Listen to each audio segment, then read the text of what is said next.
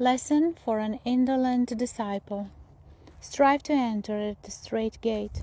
For many, I say unto you, will seek to enter in, and shall not be able.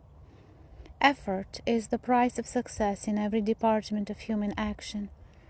From the attainment of rudimental knowledge to the salvation of the soul, every progressive step is made by undaunted toil.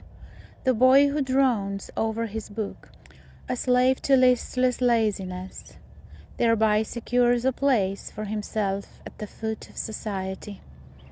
The man who shrinks from difficulty in his business or profession, who refuses to climb because the rock is sharp and the way steep, must make up his mind to slide back and to lie in the shadows below, while others use him as a stepping block for their own rising. For this, such is the constitution of society, there is no help. The poet wrote truly who said, "Thou must either soar or stoop, fall or triumph, stand or droop. Thou must either serve or govern, must be slave or must be sovereign, must, in fine, be block or wedge, must be anvil or be sledge." And these words of Jesus teach thee this lesson, O Christian, with respect to thy salvation. Eternal life can be secured only by eager, earnest toiling along the narrow way of duty. That way is well defined and free of access to all who sternly will enter it.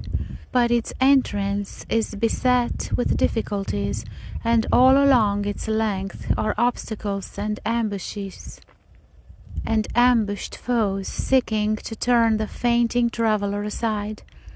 He who, like Bunyan's timorous and mistrust, flees from the voice of lions, is undone. He may desire to triumph, he may even make feeble and spasmodic attempts to tread the path, but unless he strive with all the energy of his nature, stimulated by the divine influences which attend the exercise of a true faith, he will not be able to enter in. Thus hath the Master said, and thus should thou believe, O disciple. And why should you object to agonize and strive when the prize is eternal life? It is said of Tasso, the poet, that the manuscripts of his Jerusalem Delivered were so blotted with innumerable corrections as to be scarcely legible. Another poet, Pope, kept his works in his study from 1 to 2 years before he allowed them to be printed. Now, if to secure all the perfection possible to their writings, these poets strove so painfully, how much more ought you to strive for the purity of your heart and the salvation of your soul?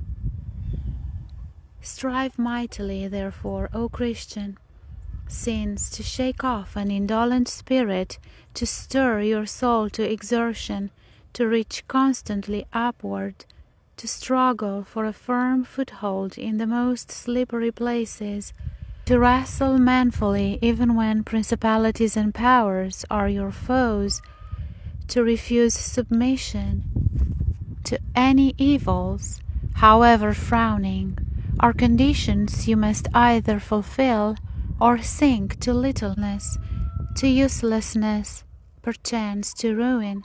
Therefore, with a brave heart and an unconquerable spirit, you must address yourself to the work of the day, striving with pure aims and religious trust for an increase of your talents and for such a victory over sin as will enable you to stand unabashed in the last day. Striving thus, you need fear no failure. Your triumph, though delayed for a time, shall come at last.